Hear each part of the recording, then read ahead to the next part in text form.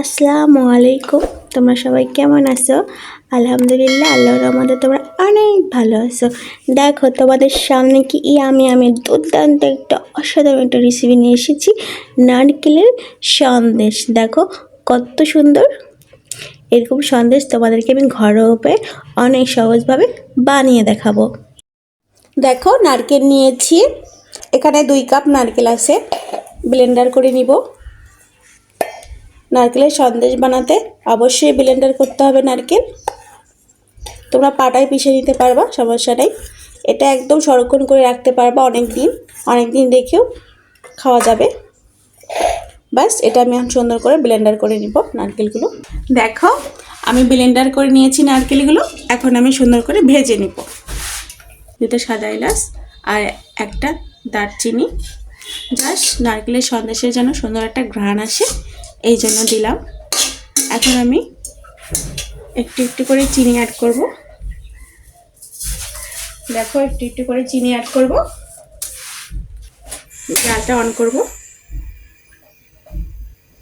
Medium জাল দিব, দিয়ে ভেজে দিব।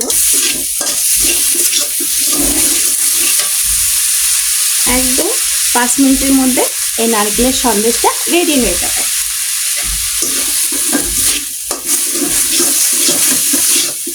দেখো চিনির পানি ছেড়ে দিয়েছে।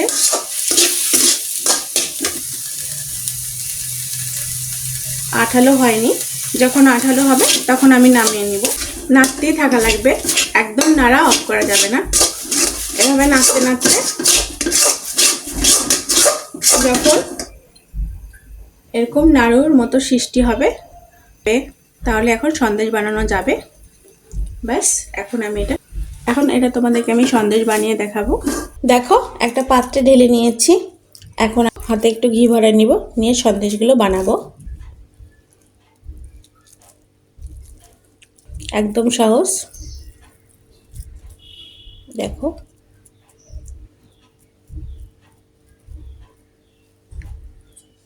ব্যাস এখন চামচ দিয়ে আমি ঠিক করব, হয়ে গেল। এভাবে প্রত্যেকটা করে নিব। দেখো ওয়াও, আমার নারকেলের সন্দেশ রেডি। দেখো কত সুন্দর হয়েছে। দেখো ঠিক এইভাবেই তোমরা বাসায় 5 মিনিটের মধ্যে এই নারকেলের সন্দেশটা বানিয়ে নিতে পারবা। ছোট বড় সবাই খেতে পারবা। এটা ফ্রিজে রেখে সংরক্ষণ করে রাখতে পারবা। যেহেতু এখানে আমি দুধ অ্যাড করিনি সেহেতু 1 মাস রাখা যাবে ফ্রিজে। আর যদি দুধ অ্যাড করতাম তাহলে 1 মাস রাখা যাবে না, 1 সপ্তাহ রাখা যেত। এজন্য আমি দুধ ছাড়া যেহেতু করেছি সেহেতু এটা 1 মাস রাখা যাবে। আমার এই নারকেলের সন্দেশটা যদি তোমাদের ভালো লেগে থাকে, my channel Farza kitchen room subscribe করে দিবে এবং বেল বাটন অন করে দিবে, তাহলে প্রত্যেকটা সহজ সহজ রান্না ঘরোয়া উপায়ে তোমরা পেয়ে যাবে। তাহলে এই পর্যন্ত, আল্লাহ হাফিজ, বাই।